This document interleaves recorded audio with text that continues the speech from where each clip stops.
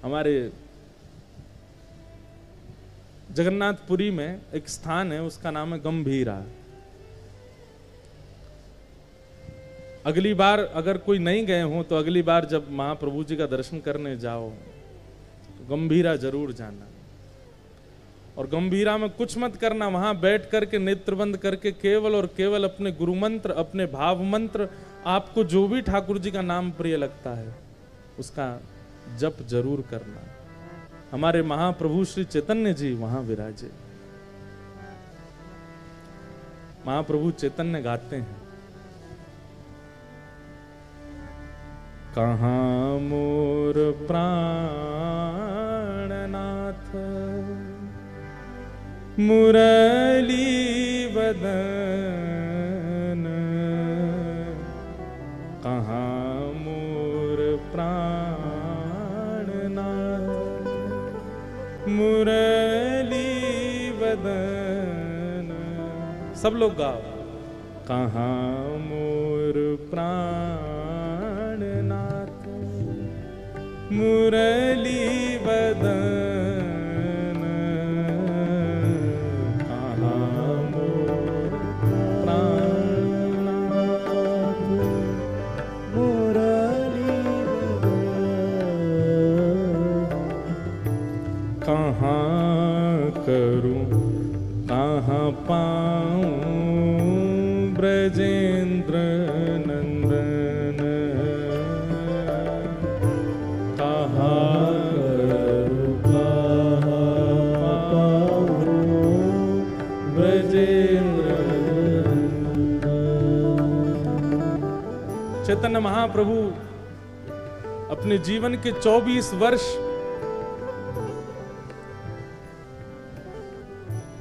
जगन्नाथपुरी में बिताते हैं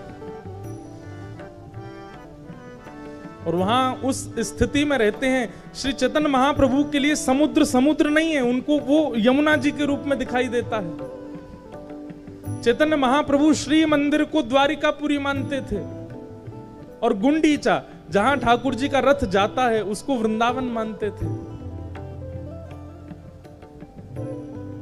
इतने भाव से श्री चैतन्य महाप्रभु विराजते थे। लेकिन आपको जानकर के आश्चर्य होगा कि महाप्रभु जी दर्शन के लिए इतना कम जाते थे जगन्नाथ प्रभु के, वो ज्यादातर विरह भाव में रहते थे और विरह भाव में आज प्रवेश होते थे और अगले 7 दिन 8 दिन 10 दिन 11 दिन 15 दिन एक एक महीना तक एक ही विरह भाव में रहे आते थे। अरे कोई रो रहा है तो उसके प्रेमाश्रु 1-2 दिन तक चल सकते हैं, लेकिन 12 साल तक अनवरत नेत्रों से आंसू गिरते हो, ऐसा भावावेश कहां देखा होगा। प्रकट हुआ जगन्नाथपुरी के गंभीरा में, जहां चैतन्य महाप्रभु बैठ करके श्री चैतन्य महाप्रभु ने जगन्नाथ मंदिर में गरुण स्तंभ को 2 बार लांघा, केवल नहीं तो हमेशा गरुण स्तंभ के पीछे से ही जगन्नाथ जी को देखते थे। आप सब लोग जगन्नाथपुरी जाते हैं तो जहां से प्रवेश करते हैं मंदिर में दर्शन, वहां गरुण स्तंभ है, सब लोग उसको अपने हृदय से लगाते हैं। लोगों में होड़ होती है आगे जाकर, वहां से जगन्नाथ जी कितने दूर हैं, 1 2 3 4 5वीं दोहरी पार करके जगन्नाथ जी हैं। लेकिन श्री चैतन्य महाप्रभु गरुण स्तंभ के पीछे से ही दर्शन करते थे।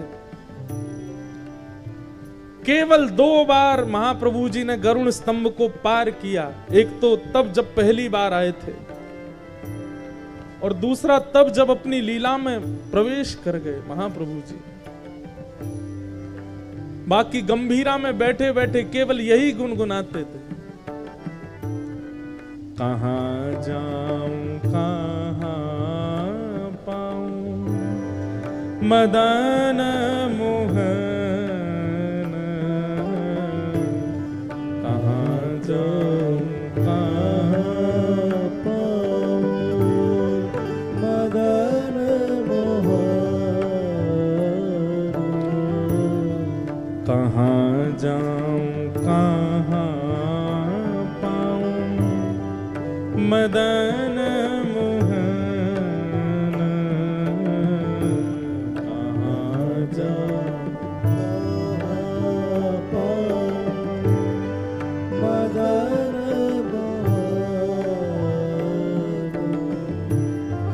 कहाँ मोर प्राणनाथ ब्रजेंद्र नंदन, कहाँ मोर प्राणनाथ ब्रजेंद्र, हाँ कहाँ रे कहीब केवा जाने मोर दुख, कहाँ रे कहीब मोरा जाने मोर दुख, हाँ कहाँ रे कहीब केवा जाने मोर दुख, कहाँ रे कहीब केवा जाने मोर दुख, हे ब्रजेंद्र नंदन बिना फाटे मोरे बुक,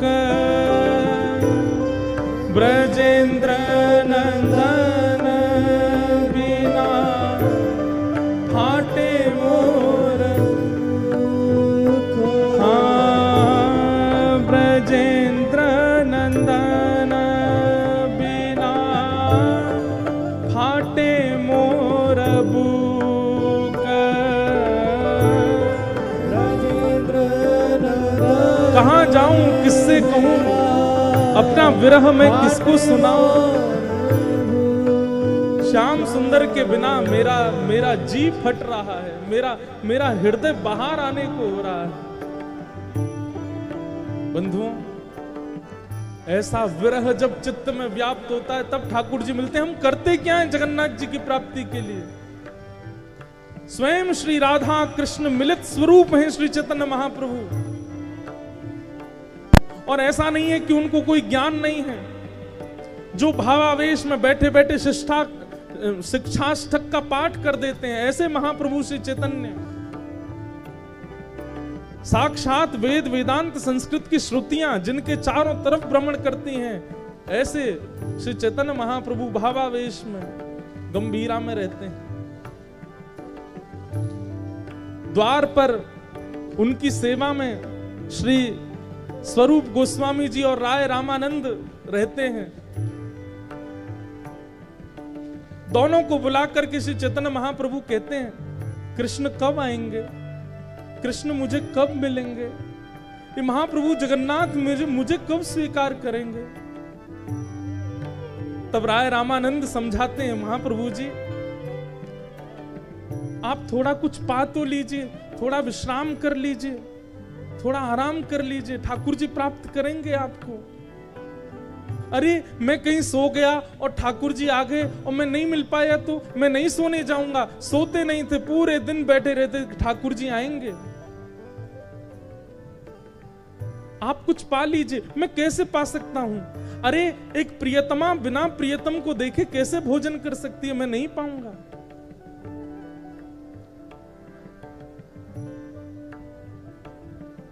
तब सब समझाते हैं, बोले कि आप अगर भोजन नहीं करेंगे, आप अगर प्रसाद नहीं पाएंगे तो महाप्रभु जगन्नाथ जी को बहुत पीड़ा होगी, बहुत कष्ट होगा, आप पा लीजिए।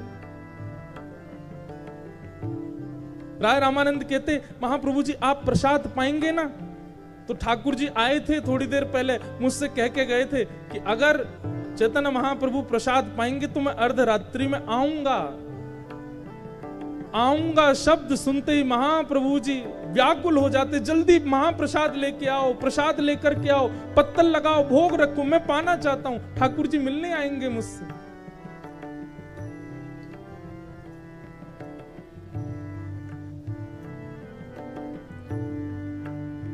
ऐसे ऐसे कभी कभी झूठ बोल करके महाप्रभु जी को प्रसाद पवाते राय रामानंद। सेवा में रहते हैं गोविंद, बस देखते रहते हैं कि महाप्रभु जी को कोई पीड़ा ना हो। सोते सोते अचानक उठ जाते, अरे अर्धरात्रि हो गई, ठाकुर जी आए होंगे, मैं उठ नहीं पाया, मैं देख नहीं पाया, मैं मिल नहीं पाया, और इतने में तो कूद पड़ते, दौड़ पड़ते, श्री जगन्नाथ महाप्रभु के मंदिर की ओर चले जाते। पीछे पीछे सब शिष्य जन भागते, बोले महाप्रभु जी अभी मंदिर बंद है, अभी द्वार बंद है, आप कहां जा रहे हैं?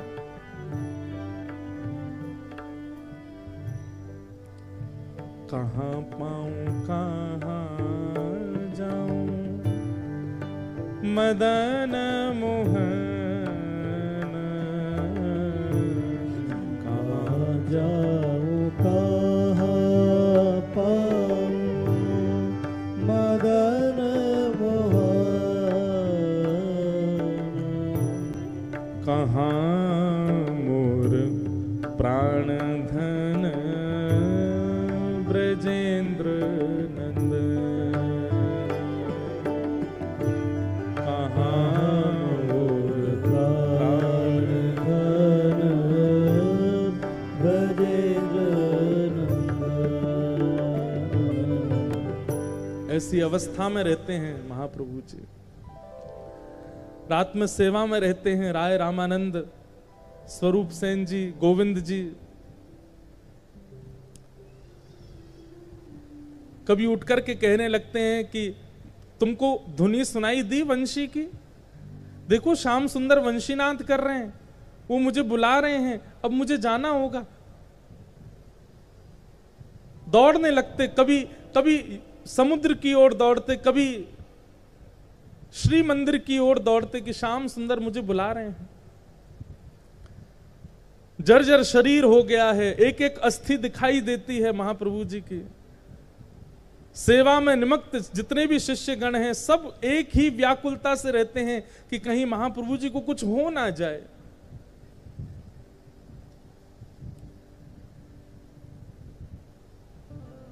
एक दिन अर्धरात्रि में सब बिल्कुल सावधानी से बैठे थे। अरे शिष्यगण सोते नहीं थे कि महाप्रभु जी को नींद आ जाए तो हम लोग कहीं सो गए तो कहीं उठ के चले ना जाए।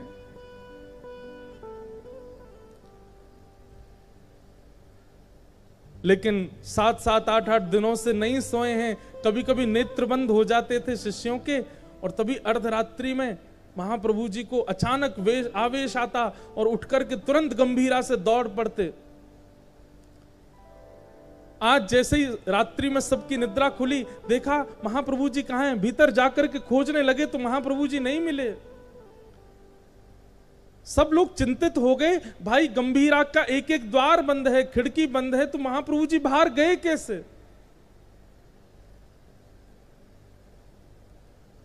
कोई किधर दौड़ा, कोई कहीं, पूरे जगन्नाथपुरी में दौड़ रहे हैं, कहां हैं चैतन्य महाप्रभु।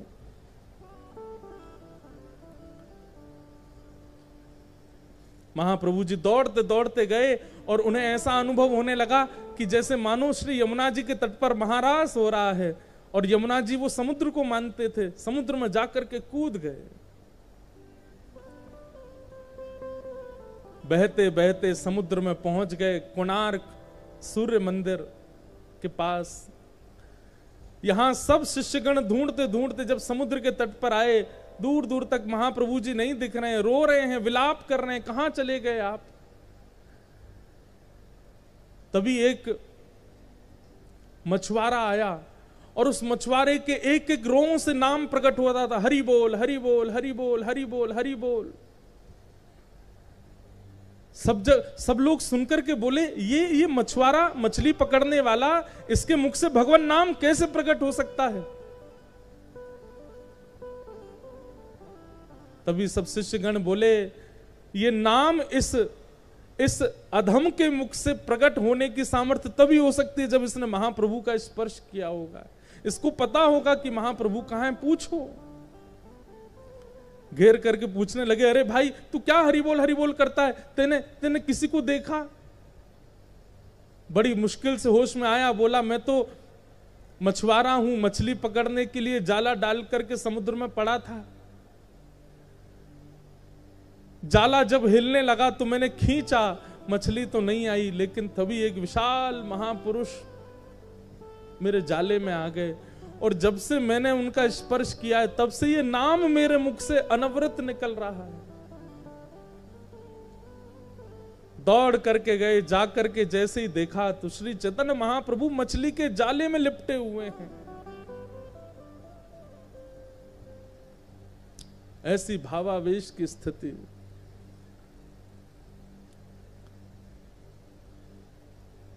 ऐसा वर्णन आता है महाप्रभु जी के चरित्र में कि पिछले कितने दिनों से महाप्रभु जी ने प्रसाद नहीं पाया है।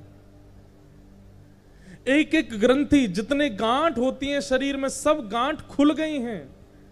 यहां से हाथ लटक गया है, यहां से सब पंजे लटक गए हैं, पैरों के जो जोड़ हैं वे सब खुल गए हैं। मानो शरीर जितना था उससे कुछ गुना बड़ा लग रहा है। ये स्थिति देख करके सब घबरा गए।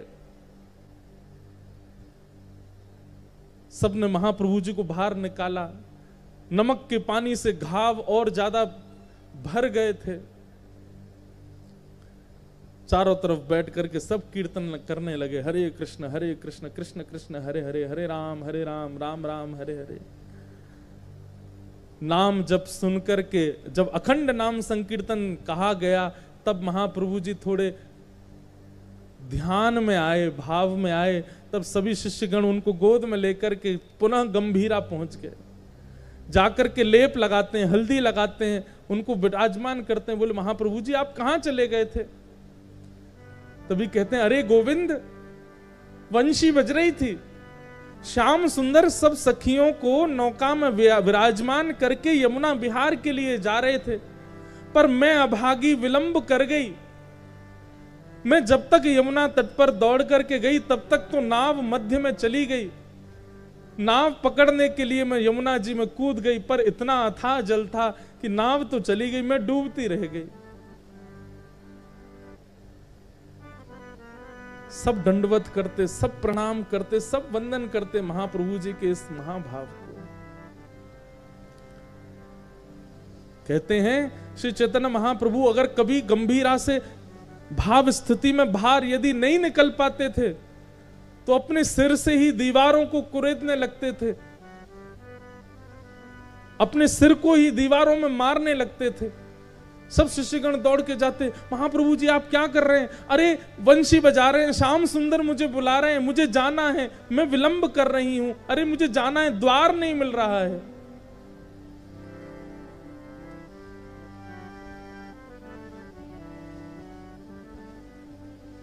कहाँ मोर प्राणनाथ मदन मोहन, कहाँ जाऊं कहाँ पाऊं ब्रजेंद्र। इसी भाव में रहते। अर्धरात्रि का पूरे दिन केवल अर्धरात्रि का चिंतन करते थे, क्योंकि रात में ही ठाकुर जी रास विहार करते हैं। अर्धरात्रि का समय एक दिन हुआ, सब सचेत बैठे थे कि महाप्रभु जी कहीं चले ना जाएं। भले ही शरीर में कितने भी घाव हो, भले ही शरीर में कितनी भी पीड़ा हो जाती हो, लेकिन अर्धरात्रि में महाप्रभु जी को ऐसी वेणु का नाद सुनाई देता था, दौड़ पड़ते थे, जाने कहां से ऊर्जा आती थी उनमें।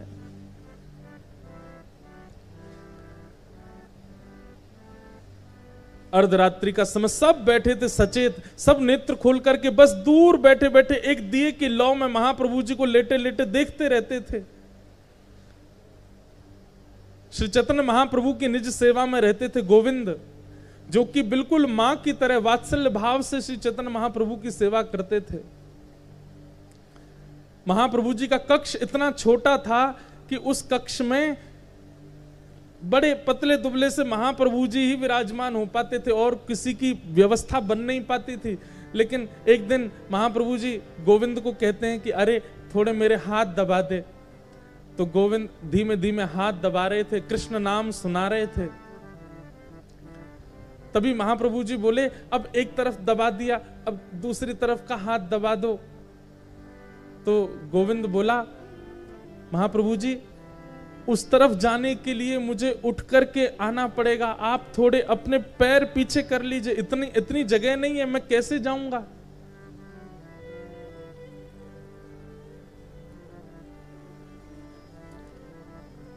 आप थोड़ा सा उठ के बैठ जाइए। तो महाप्रभु जी बोले, अरे तू जानता नहीं, उठ के बैठने में मुझे हाथ खड़े करने पड़ेंगे, बैठना पड़े, इतनी देर मेरा नाम छूट जाएगा, इतनी देर मेरा स्मरण छूट जाएगा। तो तेरे को दबाना हो तो दबा, नहीं तो मेरे स्मरण में विक्षेप मत डाल। अब गोविंद तो बड़े संशय में आ गए कि महाप्रभु जी आज्ञा कर रहे हैं कि हाथ दबाओ, और जाना भी पड़ेगा, और मैं जा भी नहीं पा रहा हूं, इनको उठाना भी नहीं है, मैं क्या करूं? गुरु आज्ञा की अवहेलना नहीं कर सकता, और हठ पूर्वक इनके चरण आदि हटाऊंगा तो इनका ध्यान टूट जाएगा।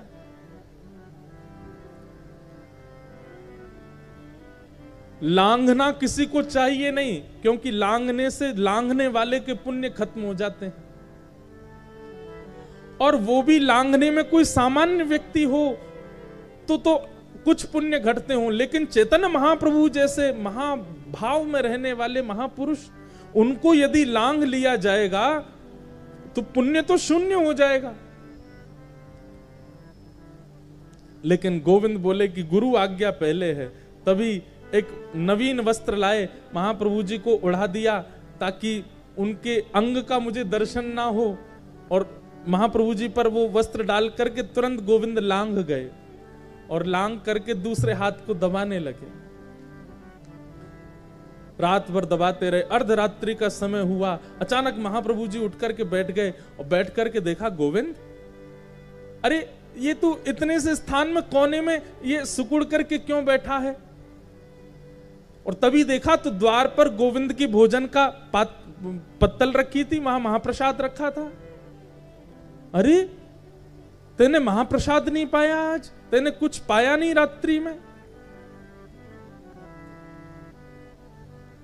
गोविंद बोले, मैं आपकी सेवा में था, और इस हाथ को दबाते दबाते जब आप सो गए तो मैंने विचार किया, अब मैं उस पार कैसे जाऊं? चैतन्य महाप्रभु बोले, अरे तो तू इस पार भी तो आया था, इस पार कैसे आया था? गोविंद बोले, वो तो मैं आपको लांघ करके आया था। चैतन्य महाप्रभु हंसने लगे, तू गुरु को लांघ गया? और जब तू लांघ करके अपराध कर ही चुका था तो वापस जाने में तुझको इतना संकोच क्यों हो रहा था? फिर से लांघ जाता। बंधुओं, महाप्रभु जी के अनुयायियों की भाव दशा देखिए। गोविंद कहता है कि आपको लांघ करके इधर आने में मेरे पुण्य घटे, मेरे पुण्य क्षीण हो गए, शून्य हो गए, लेकिन आपको लांघने के लिए आपकी इच्छा थी कि मैं इस हाथ को आकर के दबाऊं। आपकी आज्ञा प्रधान थी, और उस आज्ञा की प्रधानता में मेरे पुण्य क्षीण हो जाए, मुझे उसमें कोई संशय नहीं। आपको पुनः लांघ करके उस तरफ जाना, वो मेरी भूख थी, मेरी क्षुधा थी, मेरी इच्छा थी, और मैं अपनी इच्छा के लिए अपने गुरु को नहीं लांघ सकता। रात भर बैठे रहे। महाप्रभु जी हृदय से लगा लेते, और महाप्रभु जी जिसको हृदय से लगाते ना, उसको साक्षात जगन्नाथ जी का दर्शन हो जाता था।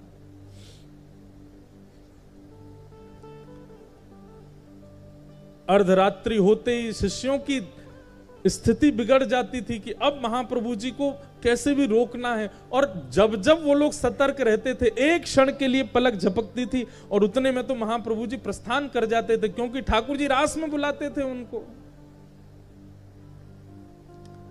लोग कहते हैं वृंदावन में रोज रास होता है, अरे जगन्नाथपुरी में भी रोज रास होता है, इसलिए ठाकुर जी रोज रात्रि में पुष्पों का श्रृंगार करते हैं।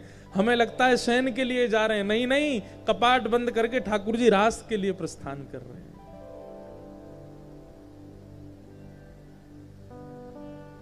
एक दिन रात्रि में सोए थे महाप्रभु जी और कह रहे थे, आज श्याम सुंदर मुझे बुलाएंगे ना? सब शिष्यगण कहते हैं, हाँ आप प्रेम से सो जाएंगे तो बुला। अच्छा मैं सो जाऊंगा तो फिर ठाकुर जी बुलाएंगे मुझे कि हम उठा देंगे ना आपको? सो जाते। शिष्यगण देखते देखते देखते जैसे ही पलक झपकते अपनी, इतने में ही देखा कि महाप्रभु जी तो प्रस्थान कर गए। इतनी द्रुत गति से दौड़ रहे हैं, तभी सबके नेत्र खुले, सब उठकर के पीछे पीछे दौड़ने लगे। कोई किसी गली में गया, कोई किसी मोहल्ले में गया, कोई गुंडीचा की तरफ गया, कोई समुद्र की तरफ गया। महाप्रभु जी कहां चले गए? तभी एक दृष्टि पड़ी कि बड़ी द्रुत गति में भावावेश में, कहां मोर प्राण धन, कहां मोर प्राणनाथ, कहां मोर जीवन धन, ऐसा कहते हुए महाप्रभु जी दौड़ रहे हैं। और तभी सिंह द्वार से जगन्नाथ मंदिर में प्रवेश कर गए। शिष्यों ने एक दूसरे को आवाज लगाई, महाप्रभु जी श्री जगन्नाथ मंदिर में, सब आओ।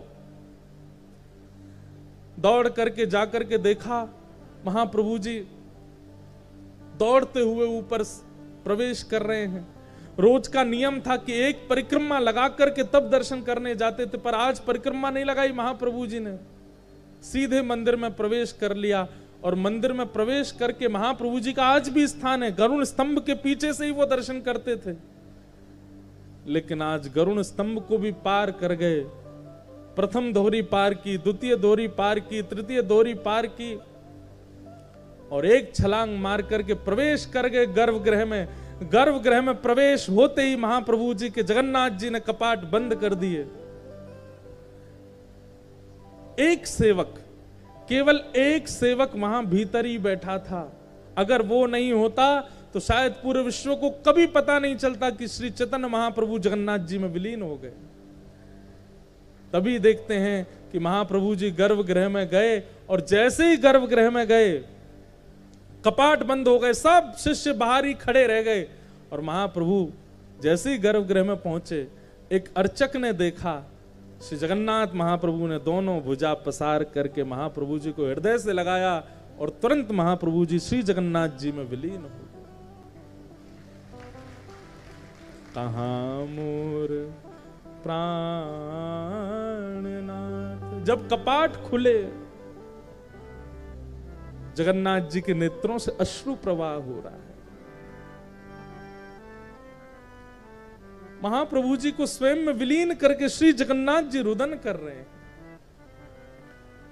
इतने दिन का विरह सहकर के आज परम भागवत श्री चैतन्य महाप्रभु, मानो श्री जगन्नाथ जी तो हमेशा भुजा पसारे बैठे रहते हैं कि कोई आवे इस हृदय से लग जाए। और आज जब चैतन्य महाप्रभु लग गए हैं तो जगन्नाथ जी के नेत्र अश्रु पूरित हैं। और जैसे ही इस दशा को देखा, बाहर खड़े हुए सब भक्त जन रुदन करने लगे। सब ढूंढ रहे हैं, पूछ रहे हैं कहां गए महाप्रभु जी, अभी तो गर्भगृह में प्रविष्ट हुए। तभी रोते हुए एक पुजारी बाहर आए और उन्होंने आकर के सबको समाचार दिया, मेरे सन्मुख, मेरे नेत्रों के सामने महाप्रभु जी जगन्नाथ जी में विलीन हो गए।